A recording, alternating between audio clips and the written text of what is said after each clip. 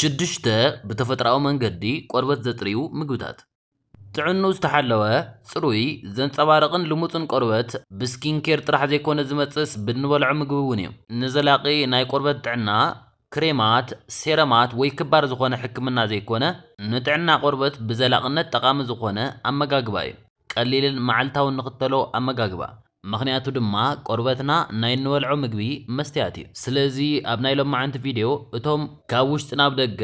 ቆርበትና ዘጥርዩ ሽዱሽተ ኣገደስቲ ፍራምረታት ክንርኢና ቆርበትና ዝጽግኑ መርዛማት ነገራት ዘወግዱን ቆርበትና ዘብርሁን እኹል ማይን ንጥረ ነገራትን ንኽረክብ ዝገብሩ ምግብታት እዮም ኣብዛሕትኡ ሰብ ግን ነዞም ምግብታት ጌጋ ብዝኾነ ገባቢ ዝጥቀመሎም ወይ እውን ጥቕሞም እንታይ ከም ዝኾነ ኣይፈልጥን ኣብ መወዳእታ እዛ ቪድዮ ከዓ ሕድሕድ ንገልጾ ምግቢ ብኸመይ ኣብ ውሽጢ ሰብነትና ከም ዝሰርሕን ንዝበለጸ ውፅኢት ከመይ ክንጥቀሞ ከም ዘለና ብትኽክል ክትርድኡ ኢኹም እቲ ቀዳማይ ቀይሕ ሱር እዩ በቲ ንቆርበትና ዘለዎ ልዑል ዝኾነ ጥቕሚ ዝበለጸ ግን ከዓ ሸለል ዝበሃል ፍረ ንጀምር ቀይሕ ሱር ዝኾነ ብተፈጥራዊ ሰሓቢ ዝኾነ ቀባባእ ዘይብል ወይ ዘይርህፅን ዘንጸባርቕን ቆርበት ዘለዎ ሰብ ደሪኹም ትፈልጡ እቶም ብስሩዕን ብቐጻልነትን ቀይሕ ሱር ዝበልዑ ሰባት ከምዚ ዓይነት ቆርበት እዩ ዘለዎም ንምንታይ እዩ ቀይሕ ሱር ንቆርበትና ከምዚ ዓይነት ጥቕሚ ዘለዎ ምኽንያቱ ቀይሕ ሱር ማለት ብደንቢ ገይሩ ሰራውር ደምና ዘጽሪ ምግቢ እዩ ቆርበትና ድማ እቲ ናይ መወዳእታ ጠቐምቲ ንጥረ ነገራት ዝዓርፍሉ ቦታ እዩ ስለዚ ደምና ብመርዛማት ነገራት ዝመልአ ወይ ክውገዱ ዘለዎም ነገራት እንተሃልዮም ከምውን ነድር እንተሃልዩ ኣብ ቆርበትና ቀልጢፉ ዝንጸባረቕ ይድብን ወይ ይፈዝዝ ወይ እውን ፈጸጋታት ይበዝሕዎ ቀይሕ ሱር ቤታለይን ዝበሃል ሓያል ዝኾነ አንቲኦክሲዳንት ዝሓዘ እዩ እዚ ውህድ ድማ ጸላም ከብድን ኩላሊትን ካብ መርዛማት ነገራት ብኣግባቡ ዘጽሪ እዩ ጽሩይ ደም እንተሃልዩ ጽቡቕ ናይ ንጥረ ነገራት ምምሕላፍ ይህሉ ጽቡቕ ናይ ንጥረ ነገራት ምምሕላፍ እንተሃልዩ ድማ ብሩህ ቆርበት ይህሉ ቀይሕ ሱር ካብ ዝወጻኢ ብቪታሚን ሲ ዝማዕበለ እዩ እዚ ከዓ ጸለምቲ ነጠብጣባት የንጽህ ኮላጅን ንኽስራሕ ይሕግዝ ፈጸጋ ቀልጢፉ ንኽሓዊ ይገብር ስለዚ ከምዚኦም ዝበሉ ጸገማት ቆርበት እንተሃልዮም ቀይሕ ሱር ብሉጽ ምርጫኹም ክኸውን ይግባእ ቀይሕ ሱር ብኸመይ ኢና ንጥቀመሉ ምስ ካሮት ጅንጅብል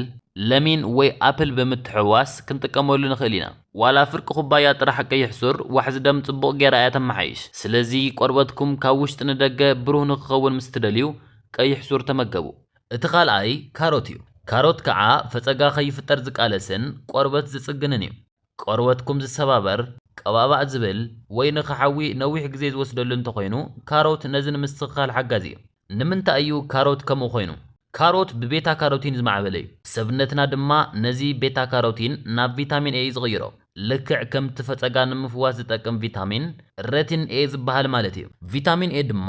ናይ ቆርበት ቅብኣት ፍርያት ይቕንስ ብሴበም ዝተዓበሱ ክፍተታት ቆርበት ከይህሉ ይከላኸል ሓደሽቲ ናይ ቆርበት ዋህታት ንኽፍጠሩ የቀላጥፍ ዝተጎድአ ቆርበት ንኽጽግን ይሕግዝን ነዚ ድማ ካሮት ብተፈጥራዊ መንገዲ ፈጸጋ ዝቃለስ ልክዕ ከም ብውሽጢ ዝውሰድ ረቲኖል ጌርኩም ሕሰብዎ ረቲኖል ክሬም ብደገ ዝቕባእ እዩ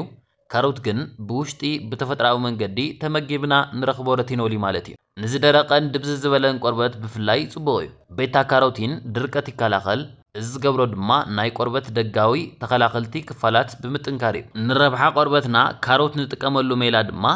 ካሮት ምስ ናይ ጅንጅብል ጽማቕ ምስ ሰላጣ ብምሕዋስ ወይ እውን ብጥርኡ ምብላዕ ንኽእል ኢና እዚ ድማ ቀሊል ግን ከዓ ብሉጽ ዝኾነ ሜላ እዩ ሳልሳይ ኣቮካዶ እዚ ከዓ ቆርበትና እኹል ማይ ንኽረክብን ንኽልስልስን ዝገብር እዩ ልስሉስ ልሙጽ ወይ እውን ናይ ህፃን ዝመስል ቆርበት እንተደሊኹም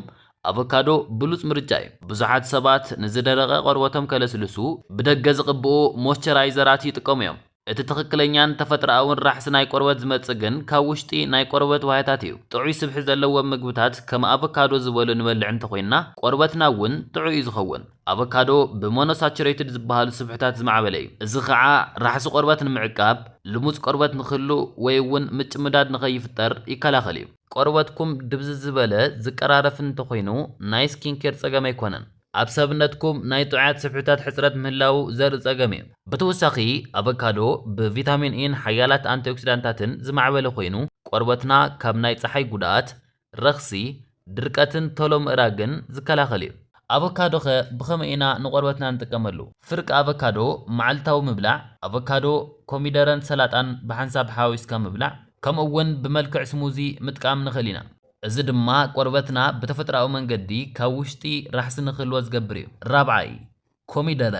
ኮሚደረ ተፈጥራዊ ሰንስክሪን እዩ ኣብ ቆርበትና ዝፍጠሩ ጸለምቲ ነጠብጣባት ዘህስስ እዩ ኮሚደረ ካብቶም ጽሩይን ብሩህን ዝኾነ ቆርበት ክህልወና ኣዝየም ብቑዓት ዝኾኑ ምግብታት ሓደ እዩ ኣብ ኮሚደረ ላይኮፒን ዝበሃል ጠቓሚ ውህድ ይርከብ እዚ ከዓ ፈጸጋ ይቕንስ ጽቡቕ ናይ ቆርበት ልምላመ ንኽህሉ ይገብር ነድሪ ይቕንስን ቆርበትና ካብ ናይ ፀሓይ ብርሃን ጨረር ይከላኸልን ንሰንስክሪን ክትክእ እኳ እንተዘይከኣለ ብሰንኪ ናይ ፀሓይ ብርሃን ጨረር ቆርበትና ንኸይጉዳእ ግን ይከላኸል እዩ ከምኡውን ኣብ ቆርበትና ዝፍጠሩ ጸለምቲ ነጠብጣባት ይህስስ እዩ ብሃይፐር ፒግመንቴሽን ወይ ከዓ ጽልምን ብርህን ዝበለ ሕብሪ ቆርበት ትጽገሙ እንተኮይንኩም ኮሚደረ ነዚኣቶም ንኽሃሱ ይሕግዝ እዩ ብኸመይ ኢና ክንጥቀመሉ ዘለና ናይ ኮሚደረ ሾርባ ብምግባር ክንጥቀም ንኽእል ኢና ኣብ ፀብሒ ብምእታው ኮሚደረ ምስ አቮካዶን ሰላጣን ብምግባር ናይ ኮሚደረ ጽማቕ ብምግባር ምጥቃም ንኽእል ኢና ኮሚደረ ምስ ጥዑያት ስፍሕታት ክትሓወስ እንተሎ ድማ ጠንካራ ናይ ቆርበት ረብሓ ይዝህብ እቲ ሓምሻይ ስፒናች እዩ ስፒናች ካብቶም ቆርበት ንኽንጽርን ጥዑይ ንኽኸውንን ዝሕግዙ ኣሕምልቲ ሓደ እዩ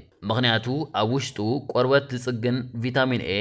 ቆርበት ዘብርህ ቪታሚን ሲ ዋሕዚ ደም ዘመሓይሽ ኣይረን ናይ ቆርበት ዋህታት ዕቤት ዘቀላጥፍ ፎሌትን ዝሓዘ ስለ ዝኾነ እዩ ቆርበት ድብዝዝ ዝበለን ድኹምን እንተኮይኑ ስፒናች ነዚ ንምስትኽኻል ኣዝዩ ኣገዳሲ እዩ ብተወሳኺ ስፒናች ንፈጸጋ ጽቡቕ እዩ ምኽንያቱ ነድሪ ስለ ዝቕንስን ንቆርበትና ኣድለይቲ ዝኾኑ ጠቐምቲ ማዕድናት ንኽረክብ ስለ ዝገብርን እዩ ብኸመይ ኢና ኸ ክንጥቀመሉ ዘለና ሓደ ሕፍንቲ ዝኸውን ስፒናች ናብ ፀብሒ ወይ ድማ ፓስታ ብምውሳኽ ብመልክዕ ስሙዚ ምጥቃም ስፒናች ምስ አቮካዶ ሰላጣን ምብላዕ ቁሩብ ዝመጠኑ ስፒናች መዓልታውን ተበሊዕና ብሉጽን እኹልን እዩ ሻድሻይ ናይ ቤሪ ፍረታት እዚኣቶም ድማ ጸረ እርጋንን ሓያላት አንቲኦክሲዳንታትን እዮም ቤሪታት ኣናሽተ እዮም ንቆርበት ዝህብዎ ረብሓ ግን ዓብዪ እዩ ብሉቤሪ ስትራውቤሪ ራስቤሪ ብላክቤሪን ኩሎም ቆርበትና ካብ ጉድኣት ዝከላኸሉ እዮም ብኸመይ እንተልኩም ከዓ እዚኣቶም ኩሎም ብአንቲኦክሲዳንታት ዝማዕበሉ ስለ ዝኾኑ ምጭ ምዳድ ይቕንሱ ነድሪ ይቃለሱ ኮላጅን ይከላኸሉ ናይ ቆርበት ምእራግ የደናግዩ ፈጸጋ ቀልጢፉ ንኽሓዊ ይሕግዙን ቆርበትኩም ብሰንኪ ጭንቀት ፀሓይ ብርሃን ወይ ትሑት ናይ ኣመጋግባ ስርዓት ቀልጢፉ ይኣርግ እንተሃልዩ እዞም ናይ ቤሪ ፍረታት ነዚ ንኽምለስ ይሕግዙ እዮም ብተወሳኺ እዞም ፍረታት ቪታሚን ሲ ዝሓዙ እዮም ብዙሕ ቪታሚን ሲ እንተሃልዩ ብዙሕ ኮላጅን ይህሉ ብዙሕ ኮላጅን እንተሃልዩ ጠንካራን ጽቡቕን ቆርበት ይህሉ ናብ ኣጠቓቕማ ክንመጽእ እንተለና ብመልክዕ ስሙዚ ክንጥቀመሎም ንኽእል ኢና ኣብ ልዕሊ ኣጃ ብምግባር ከም ጣዕሞት ብምጥቃም ከምኡውን ምስ ርግኦ ብምሕዋስ ምጥቃም ንኽእል ኢና ዋላ ሓንቲ ኩባያ መዓልቲ ናይ ቆርበትና ጥዕና ኣዝዩ ንኽመሓየሽ ትሕግዝ እያ ስለዚ ዘላቒ ዝኾነ ናይ ቆርበት ጥዕናን ጽባቐን ብደገ ብዝቕብኡ ክሬማት ከም ዘይመጽእ ተረዲእኹም ክትኮኑ ተስፋ ይገብር ምኽንያቱ እንምገቦ ምግቢ ዓብዪ ቦታ እዩ ዝሕዝ ስለዚ ቀይሕ ሱር መርዛማት ነገራት ንምጽራይ ካሮት ቆርበት ንምጽጋን አቮካዶ ቆርበትና እኹል ማይ ንኽረክብ ብምግባር ኮሚደረ ቆርበትና ከይጥቃዕ ብምክልኻል ናይ ቤሪ ፍረታት ከዓ ቆርበትና ልምሉም ንኽኸውንን ንኸይኣድርግን ይገብር ስለዚ ኣብ መዓልቲ እንተኽኢልኩም ካብዚኣቶም ክልተ ብልዑ ቆርበትኩም ድማ ኣብ ውሽጢ ውሑዳት ሰሙናት ክቕየር ክትርእይዎ ኢኹም ስለዚ ካብዞም ዝብልናዮም ኣየናይ ሎማዓንቲ ክትጅምሩ ሓሲብኩም ቀይሕ ሱር ነንጸባረቒ ቆርበት አቮካዶ ንልስላሰ ቤሪታት ንጸረ እርጋን ኣብ ኮሜንት ንገሩኒ and as always thank you for watching take care and see you soon guys